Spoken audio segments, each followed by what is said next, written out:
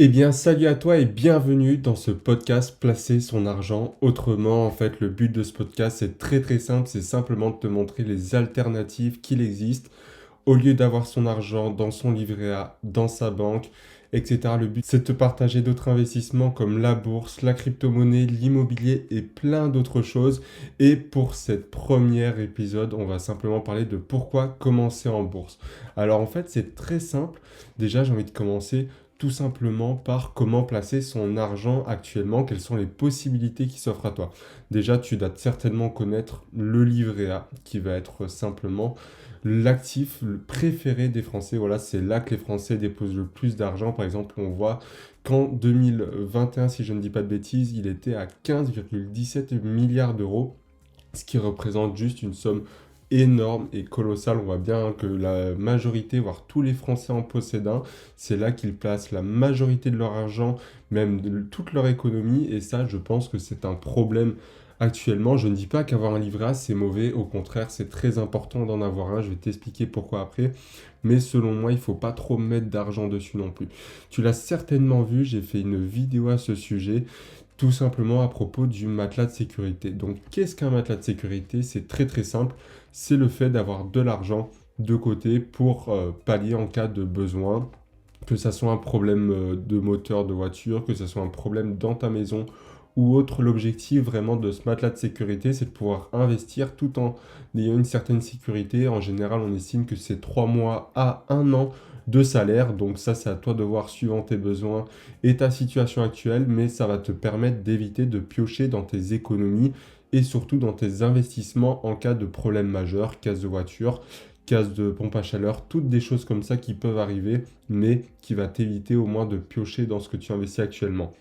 Il faut comprendre, voilà, que c'est la base des bases avant d'investir, c'est vraiment d'avoir cette épargne de côté pour être sûr de ne pas avoir à toucher à son investissement. Et comment tu vas constituer cette épargne? Forcément sur quelque chose de très liquide, donc que tu peux retirer dans la journée. Donc soit tu peux soit investir très bien dans un compte titre où tu vas retirer, ça va mettre peut-être un jour ou deux, mais le problème c'est que tu vas investir en bourse et donc c'est dû à certaines volatilités. Et donc, pour créer ce placement de sécurité que tu peux toucher, le mieux, c'est vraiment le livret A. Là-dessus, on va pas se mentir. Si tu souhaites investir et que tu veux d'abord créer ton placement de sécurité, ce que je te recommande fortement, le mieux, c'est vraiment le livret A qui comporte ce gros avantage d'être le placement le plus sécurisé actuellement, le placement préféré des Français, qui te rapporte 1% maintenant depuis le 1er février 2022. Avant, il était à 0,5%.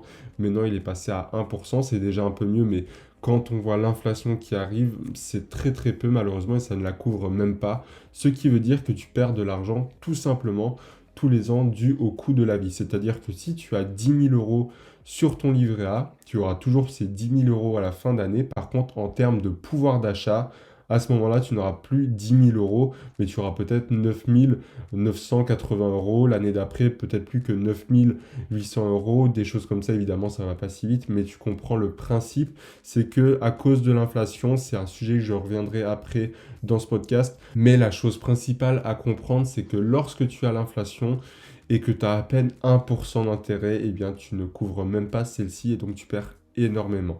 Donc pour moi, le livret A, c'est ta première solution où placer ton argent. C'est très bien si tu as un matelas de sécurité, mais dès que tu as rempli ce matelas de sécurité, que ce soit 3 mois ou 1 an de salaire ou entre les deux évidemment, tu dois commencer à t'intéresser à l'investissement. Et donc, comment placer son argent? Eh bien, tu as le livret A pour commencer. Et dès que tu as fait ce matelas de sécurité, tu peux directement passer sur de la bourse, de la crypto-monnaie ou même de l'immobilier. Ça va vraiment dépendre de ton profil. Moi, personnellement, tu sais que j'aime beaucoup la bourse, hein, c'est mon investissement principal. J'investis également un petit peu dans la crypto-monnaie et également je compte investir dans l'immobilier dans les années à venir.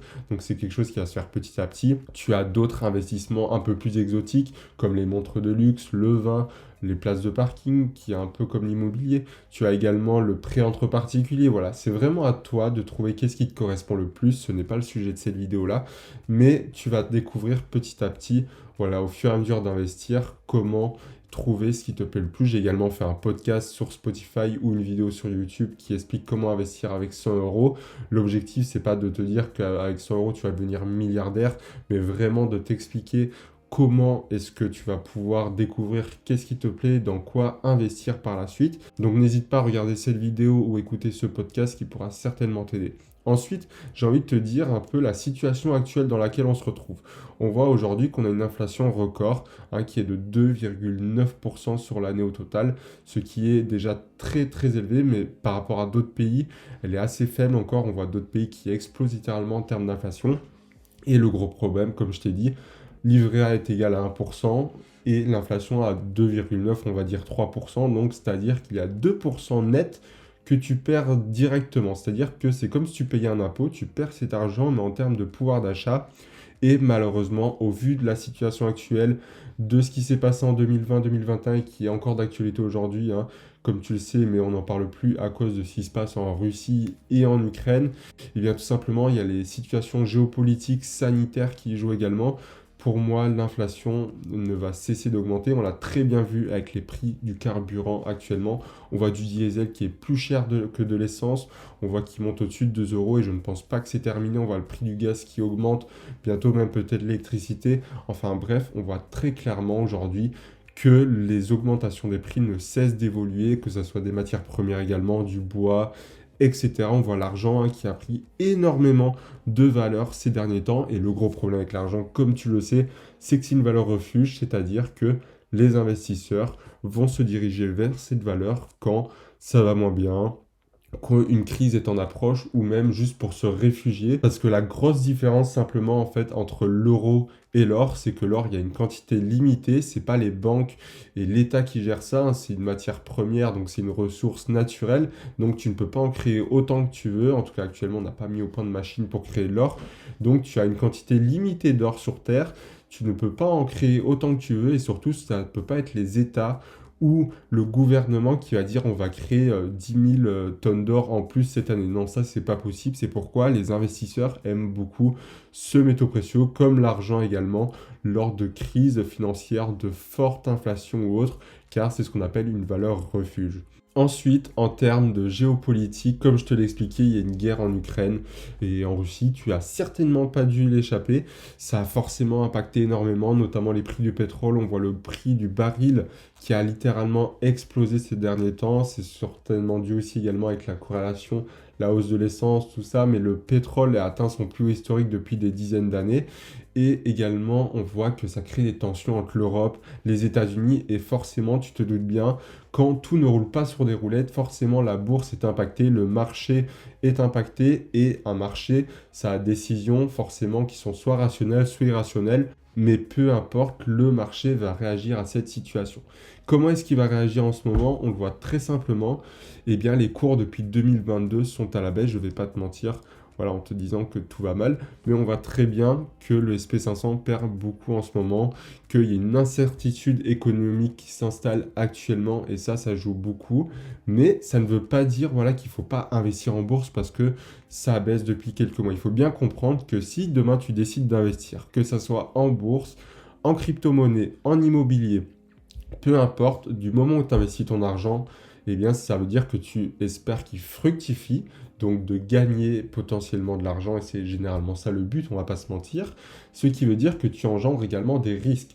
Pourquoi le livret A n'est qu'à 1%? Car il est extrêmement sécurisé, tu ne prends aucun risque. Demain, la banque, tu peux aller demander ton argent, elle va te le donner directement. Évidemment, il y a toujours un risque, mais beaucoup plus infime que les banques fassent faillite ou autre, ça c'est un autre sujet. La bourse, ça va être plus risqué parce que voilà, une entreprise peut faire faillite, peut avoir des mauvais bilans, le marché peut avoir peur et tout vendre, des choses comme ça, c'est des choses qui arrivent et qui arrivent souvent même. Donc c'est pourquoi le marché boursier, tu vas avoir plus de rendement de manière générale.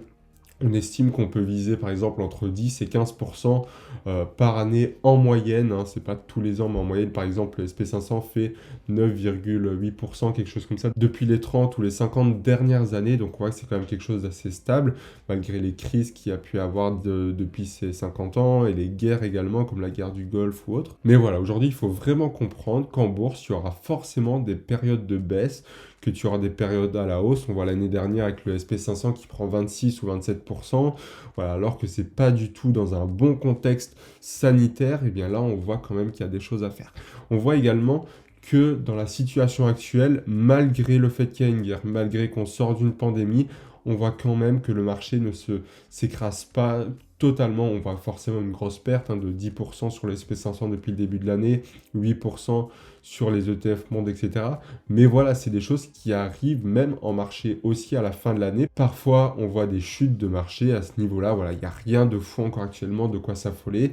C'est quelque chose de normal au vu de la situation actuelle. Le marché dégonfle un petit peu, c'est une correction, mais on ne peut pas dire encore que c'est une crise parce que le marché peut très bien encore demain baisser de 30, 40, 50%. Ça, personne ne peut nous le dire. On n'a pas de boule de cristal, mais c'est la bourse. Mais il faut voir que dans le long terme, en général, elle monte. C'est très simple, si tu arrives à suivre l'économie mondiale, je ne suis pas Einstein et tu l'auras certainement remarqué, elle n'a cessé d'évoluer, on a cessé de faire des avancées technologiques, des avancées en termes de santé, de technique, de production, tout ça joue et fait que l'économie ne cesse d'évoluer avec le temps. Par exemple, Warren Buffett, je prends souvent cet exemple-là, mais il est très concret. Disons que Warren Buffett, lui, n'achète pas une action haute qu'il ne peut pas garder 20 ans ou qu'il ne se voit pas garder 20 ans. Dis-toi que Warren Buffett achetait à l'époque des actions papier, il a investi aux alentours des 15 ans si je ne dis pas de bêtises, et il a des actions qu'il a achetées sous forme de papier parce que c'était même pas possible, Internet n'existait même pas, qu'il possède encore actuellement avec du Coca-Cola ou autre. Il a gardé des actions pendant des dizaines et des dizaines d'années, et aujourd'hui il pourrait très bien tout revendre, mais ce n'est pas le cas. Tu vois très bien au vu de sa fortune. Si tu n'as pas vu à quoi elle ressemble, tu as simplement à taper Warren Buffett Net Worth sur Google, tu verras très bien son évolution et tu verras très bien que ça s'est fait petit à petit, mais que du jour au lendemain, plutôt de l'année au lendemain, on va dire, parce que ça s'est pas fait non plus du jour au lendemain, ça a explosé, notamment dû aux intérêts composés que je te parlerai une prochaine fois. Mais c'est tout à fait normal que pendant 6 mois ou un an, la bourse baisse.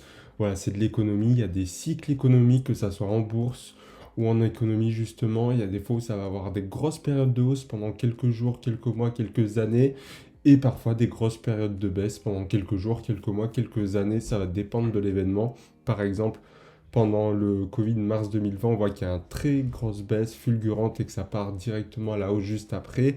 On voit qu'après le 11 septembre, il y a eu également cette baisse. On voit que pendant 2018, il y a eu cette baisse, mais que ça a mis beaucoup plus de temps à remonter. Enfin bref, l'étude et du coup l'histoire de la bourse nous montre qu'il y a beaucoup de cas possibles suivant les événements, suivant ce qui se passe dans l'économie et dans la macroéconomie du coup au niveau mondial. Et maintenant, pourquoi est-ce que tu vas devoir choisir la bourse? En tout cas, pourquoi moi je l'ai choisi? Je vais t'expliquer tout ça maintenant et après ça va être à toi de faire ton propre avis et si c'est fait pour toi, même si selon moi, tout le monde devrait s'y mettre. Par exemple, aux États-Unis, 50% des ménages ont un compte en bourse et investissent dedans. Après, c'est différent d'ici, c'est pas la même culture. Là-bas, il n'y a pas de, voilà, de mutuelle, il n'y a pas de assurance, ils ont besoin en tout cas d'une assurance maladie qu'ils doivent payer eux-mêmes, il n'y a pas de chômage, tout ça. Donc, c'est encore un système différent avec tout simplement des règles différentes et c'est pourquoi ils s'intéressent beaucoup plus à la bourse parce qu'ils n'auront pas de retraite, pas de chômage, etc. On voit là-bas des personnes qui ont 70, 80 ans encore travaillé et ça ne cesse d'augmenter, ça risque fortement d'arriver en France. Du coup, déjà, la première chose, c'est en fait qu'investir en bourse, c'est un investissement des plus vieux avec l'immobilier. La bourse, on peut remonter à des bulles qui se sont créées dans les années, ou en tout cas au XVIIe siècle, sur les bulles des tulipes que tu connais peut-être, où les tulipes s'échangeaient contre des prix qui pourraient avoisiner des maisons pour l'époque. Et petit à petit, voilà, il y a une bulle qui s'est créée. On a vu un crash de la tulipe, justement. Donc, on voyait déjà des premiers flux monétaires, des valeurs en termes... Bon, forcément, c'est pas une bourse que tu connais aujourd'hui avec des actions que tu vas acheter chez Trade Republic sur ton téléphone. Là-bas, c'était différent. C'était l'offre et la demande sur des produits. Mais on voit que la bourse a toujours existé d'une certaine manière et que l'économie globale a toujours fonctionné comme ça, que ce soit avec le troc, puis après avec la monnaie physique et maintenant la monnaie numérique. On voit donc également que voilà, la bourse est très ancienne, c'est l'un des moyens d'investir les plus vieux qui existent au monde. L'immobilier, comme c'était avec les terres à l'époque au Moyen-Âge ou autre. On voit également en bourse, ce qui est très bien, c'est qu'on a un historique comme en immobilier, même si c'est un peu plus flou à le voir. Mais la bourse, tu as clairement un historique, c'est un livre ouvert quand tu regardes un graphique.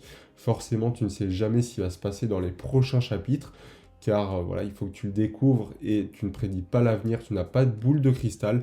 Par contre, tu peux très bien voir tout ce qui s'est passé dans le passé, ce qui te permet de suivre un peu l'historique des performances, comment le marché a réagi dans certaines situations, comment est-ce qu'il s'est redressé, comment il a réagi à certains événements. Par exemple, comme je te le disais, le SP500, depuis 30-50 ans, on voit qu'il fait à peu près 10% par an. Et avec ça, on peut déterminer des stratégies à mettre en place pour essayer de viser le pourcentage dont tu souhaites. Évidemment, voilà, c'est assez facile de faire entre du 8 et 12% actuellement. Évidemment, si tu peux faire du 30-50%, ça va être beaucoup plus compliqué, aller sur des choses beaucoup plus risquées.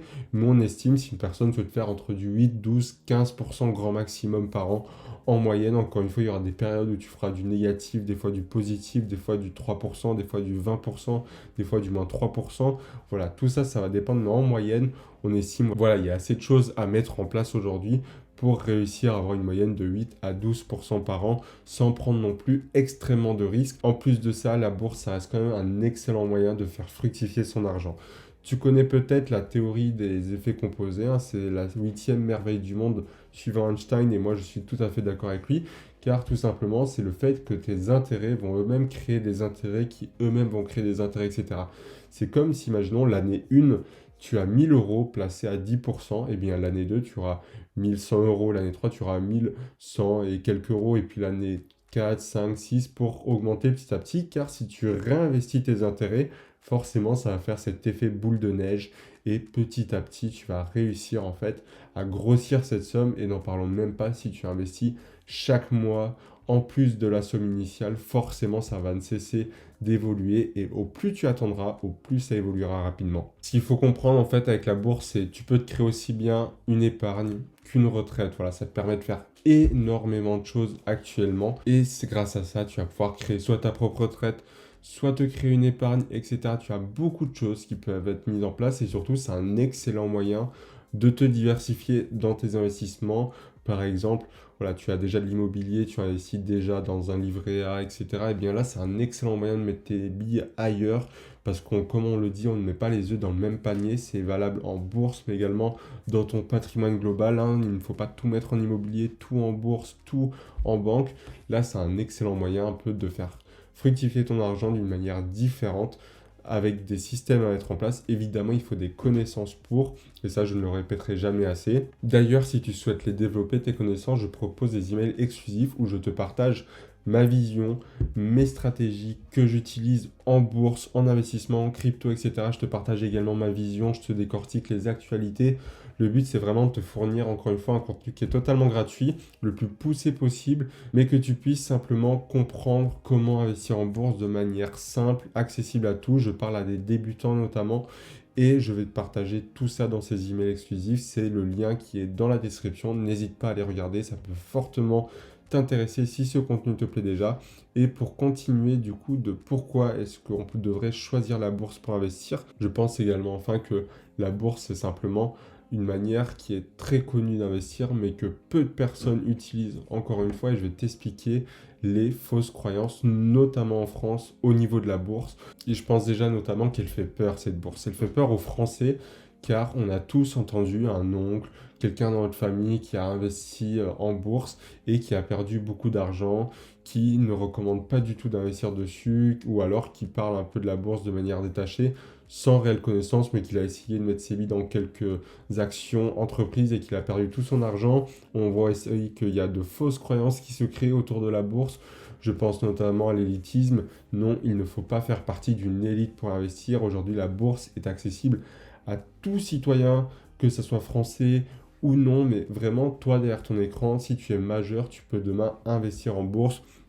Ensuite, la croyance qu'il faut un gros capital pour devoir investir en bourse, c'est encore une fois totalement faux. Évidemment, c'est beaucoup plus facile et plus pratique d'aller vite en bourse si tu as un gros capital. Mais si demain tu gagnes le SMIC, mais que tu te dis que tu es prêt à mettre 100 euros de côté en bourse, eh bien tous les mois, tu peux constituer ce capital en l'investissant et faire du DCA, Dollar Cost Averaging. Donc, c'est-à-dire tous les mois, tu sais dans quoi tu vas investir et tu vas investir à un montant précis, à une date précise pour lisser ton prix d'achat, ne pas acheter trop haut, ne pas acheter trop bas et juste suivre le cours actuel de la bourse. Et ça, c'est une manière très simple d'investir, mais que très peu de monde connaissent. Donc, pas besoin d'un gros capital. J'ai commencé moi à 18 ans, je vais pas te mentir, j'avais pas 1 million d'euros sur mon compte en banque. Je fais petit à petit, tous les mois, je fais des apports et c'est comme ça que je constitue mon capital actuellement. Ensuite, il faut pas voir la manière capitaliste avec son gros cigare de patron. Aujourd'hui, quand tu investis dans des entreprises que tu veux soutenir, que tu veux être ambassadeur ou dans des secteurs comme le durable. Imaginons, tu adores Nike, tu portes des Nike tous les jours, c'est ta marque préférée, achète du Nike, pourquoi pas. Voilà, tout ça, c'est des choses que tu peux mettre en place, mais il ne faut pas voir les personnes qui investissent en bourse avec leurs gros cigares, leurs costumes 3 pièces. Non, ça, c'est une époque révolue. Aujourd'hui, ceux qui investissent en bourse, c'est des personnes comme toi et moi qui souhaitent uniquement créer une épargne, créer sa propre retraite, devenir autonome financièrement. Petit à petit, évidemment, je ne te vends pas une formule miracle, ça n'arrive pas du jour au lendemain, il faut faire ça avec les bonnes connaissances, de la bonne manière, mais c'est quelque chose qui peut se faire actuellement et qui est à la portée vraiment de tous, sans élitisme, sans besoin forcément d'un gros capital et sans te faire voir pour le méchant patron avec le gros cigare actuellement. Et donc je pense que cette bourse en France malheureusement a cette mauvaise réputation.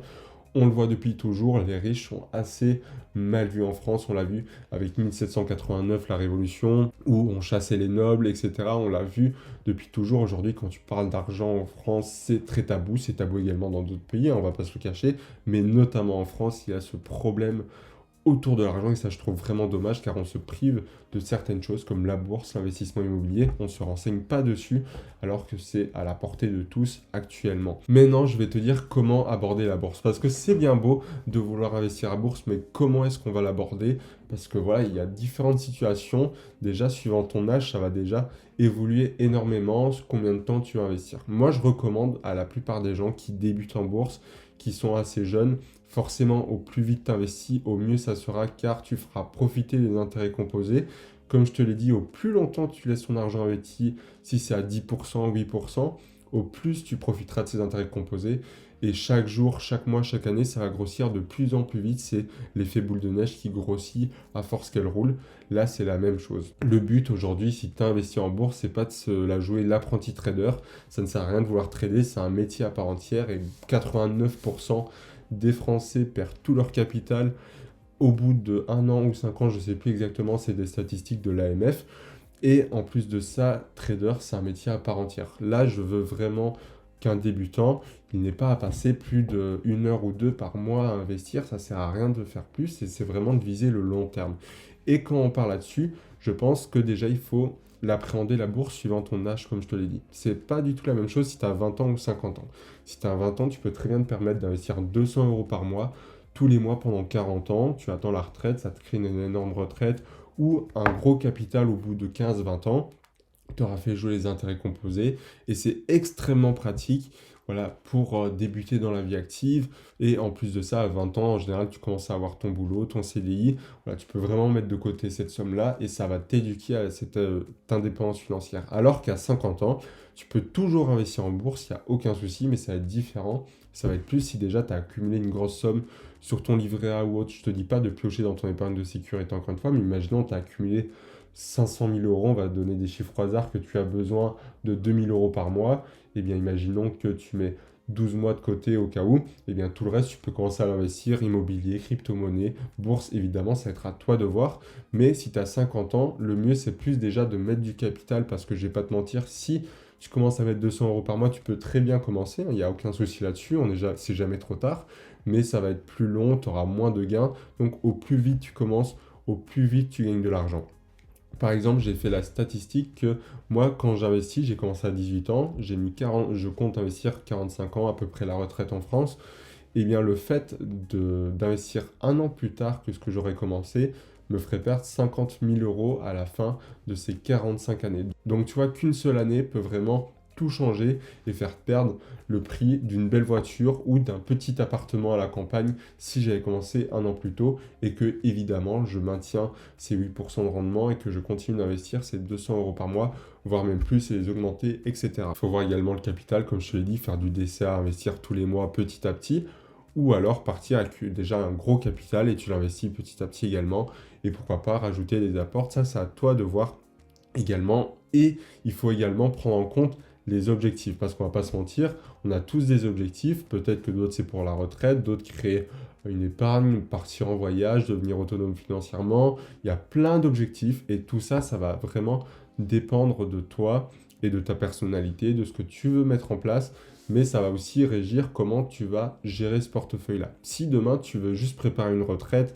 sans te prendre la tête, investir un petit peu tous les mois, mettre de côté, là tu peux très bien mettre 100, 200, la somme que tu souhaites ou un apport déjà conséquent que tu lisses évidemment avec du DCA pour voilà, viser 45 ans, tu laisses dormir, tu essayes de mettre en place une stratégie qui peut te rapporter 8 à 12%, on ne prédit pas l'avenir encore une fois, mais tu mets en place les stratégies qu'il faut, qui ont fait leurs preuves, et tu laisses couler jusqu'à ce temps-là. Si demain tu vas investir que 5 ans sur des entreprises très spécifiques, ça va être différent encore une fois, c'est de la gestion un peu plus active suivant les entreprises que tu veux sélectionner. Il y a énormément de choses qui peuvent se faire suivant tous tes objectifs. Mais pour moi, si tu es un bon père de famille, tu peux très bien investir de manière sécurisée dans le sens de prendre le moins de risques. Des risques, il y en aura toujours. Que ce soit avec ton livret A, ton investissement immobilier, ton compte bancaire, il y aura toujours des risques quoi qu'il arrive.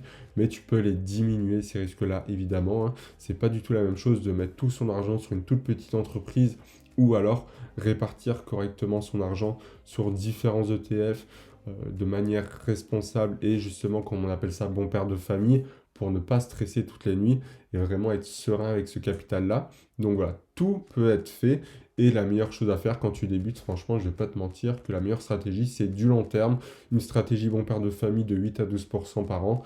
Tu laisses ça courir pendant plus de 5-10 ans. Hein. Le long terme, ça part sur de 5 ans. Moi, je vois ça vraiment 20-30 ans. Ça dépend de chacun et de la situation de chacun. Mais voilà. Ensuite, vraiment, il faut prendre en compte quand tu veux te lancer en bourse, c'est tout simplement la situation dans laquelle tu es. Tu te rends bien compte que moi, j'aurais pas la même situation qu'un père de famille de 3 enfants qui a 40 ans. Évidemment, je suis plus jeune, j'habite chez mes parents encore actuellement, je peux me permettre d'investir, j'ai pas des frais de logement, de crédit, de nourriture pour les enfants à payer. Donc tout ça, il faut vraiment adapter. Donc comment aborder la bourse si demain tu souhaites la commencer? Déjà, le principal atout, c'est de comprendre ta situation actuelle, ton profil. Est-ce que tu peux investir tous les mois? Est-ce que tu as une grande somme à investir? Quel âge il te reste ou quel âge as-tu actuellement et dans combien de temps tu souhaites retirer tes billets?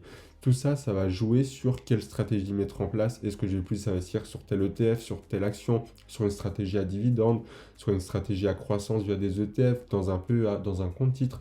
Tout ça, ça va jouer, mais vraiment, il faut savoir qu'il y a une stratégie pour tous les profils et toutes les situations. J'ai envie de finir ce podcast avec la gestion des risques parce que pour moi, c'est extrêmement important. Je vais surtout te dire des choses à ne pas faire et des bonnes pratiques à mettre en place. Première chose, c'est ne pas faire de copy trading. Je vois énormément de monde se lancer en bourse, se dire investisseur parce qu'ils copie-collent des signaux de trading, qui payent un abonnement pour être dans un canal Telegram, qui suivent quelqu'un qui leur dit quoi acheter. C'est très très mauvais. Pourquoi? Car tout simplement, tu ne seras jamais autonome avec tes investissements. Ça veut dire que si demain, cette personne arrête de t'envoyer ces signaux, c'est foutu pour toi, tu ne sais pas quoi faire, tu ne sais pas comment réagir. En cas de crise, tu ne sais pas quelle stratégie mettre en place, tu ne sais pas quoi acheter. Pourquoi acheter ça, évidemment, hein, si c'est elle qui te dit quoi acheter, tu ne vas pas prendre la peine d'analyser, de découvrir comment faire une analyse. Donc tout ça, ça va jouer énormément. Ensuite, on ne veut pas d'émotions en bourse. Certes, les émotions, il y en aura toujours, hein, on va pas se mentir, on n'est pas des robots, on est un être d'émotions, mais il faut les enlever au maximum. Comment on fait pour les enlever? Tout simplement, déjà, si tu investis à long terme, ne regarde pas ton portefeuille tous les jours. Tu investis à long terme sur 5, 10, 20, 30 ans. Donc, ce qui se passe au jour le jour, ça ne sert strictement à rien. Tu n'es pas quelqu'un qui fait du trading, qui doit voir tous les jours si est-ce que ton portefeuille est dans le rouge, dans le vert. La seule chose que ça t'amènera, c'est du stress, malheureusement. Et c'est là que tes émotions vont le plus rentrer en jeu. Si tu ne maîtrises pas tes émotions, il faut que tu comprennes que la bourse n'est pas fait pour toi. Tu peux très bien essayer, mais vraiment, si tu ne sais pas gérer ça, tu n'arriveras jamais en bourse parce que tu ne tiendras jamais 20 ans, 30 ans en bourse avec des marchés baissiers comme on le voit actuellement du moins 10%. Et ça, c'est rien encore. Ça peut arriver jusqu'à moins 30, moins 50%. On ne sait pas ce qui peut arriver, mais on a déjà vu des grosses chutes. Et si tu n'es pas solide sur tes émotions, que tu investis de l'argent dont tu as besoin, c'est la pire chose, je ne te le recommande pas du tout. mais c'est là que tu vas avoir des émotions qui vont rentrer en jeu. Il faut donc en bourse avoir une réelle routine, c'est la meilleure chose à faire, c'est agir comme un robot demain. Moi, je sais que j'ai une stratégie, j'ai ma routine. Tous les premiers du mois, je sais quelle somme j'investir, dans quoi j'investir, sur quel compte j'investir. Hop, c'est fait. Je ne regarde plus ce compte avant le mois d'après. Tout simplement, quand je dois réinvestir, c'est la meilleure chose à faire. C'est tu fonctionnes comme un robot, tu mets tes émotions de côté et tu fais ta route. Voilà, tu investis en parallèle juste pour placer de l'argent. Mais tu vas pas regarder l'actualité tous les jours en bourse, tu vas pas avoir ton compte tous les jours, c'est la pire chose à faire selon moi. Et il faut également une stratégie si tu veux éviter les risques. Parce que combien de personnes je vois se lancer juste parce qu'elles ont vu que c'était à la mode, elles ont investi dans 2-3 cryptos, 2-3 entreprises qui leur semblaient cool, ok, mais l'année d'après, on les voit plus, elles n'investissent plus, et elles viennent se plaindre au repas de famille qu'elles ont tout perdu. Elles se sont lancées sans stratégie, sans connaissance, et aujourd'hui, c'est la meilleure chose pour perdre de l'argent. La bourse, hein, il faut le dire concrètement, tu mises ton argent, c'est vraiment ton argent que tu mets sur la table, donc fais-le consciemment, ça sert à rien d'y aller les yeux baissés. Tu peux très bien te former sur Internet, que ça soit gratuitement sur YouTube ou autre, ou aller plus vite avec un accompagnement payant. Par exemple, moi, je sais que je forme des gens, ça en 4 semaines, elles apprennent ce que j'ai mis en 5 ans à apprendre, mais au moins, elles savent dans quoi partir, elles savent si elles ont la bonne stratégie ou non. Et enfin, du coup, ça revient au même point que la stratégie et les bonnes connaissances. Tu as un panel de choix pour te former, que ce soit livre, YouTube, formateur ou autre. Ne te prive pas là-dessus. Donc pour conclure ce podcast, tout simplement, il faut apprendre à investir. C'est très important. Il faut également comprendre les règles du jeu. Tu n'investis pas dans ce monde sans comprendre comment il fonctionne. Il faut savoir gérer les risques, gérer tes émotions, avoir la bonne stratégie. C'est le maître mot si tu veux réussir en bourse et si tu ne veux pas te faire avaler par le marché, car beaucoup font perdre et juste donnent leurs sous au marché. Malheureusement, comme disait Warren Buffett, l'argent des impatients passe dans la main des patients. Et pour finir, il ne faut pas foncer tête baissée. Voilà, j'espère que ce podcast t'aura plu. N'hésite pas à me mettre un petit avis, un petit commentaire ou un pouce bleu si tu regardes sur YouTube et t'abonner à la chaîne, ça me ferait très plaisir. On se dit à un prochain, c'était Maxime.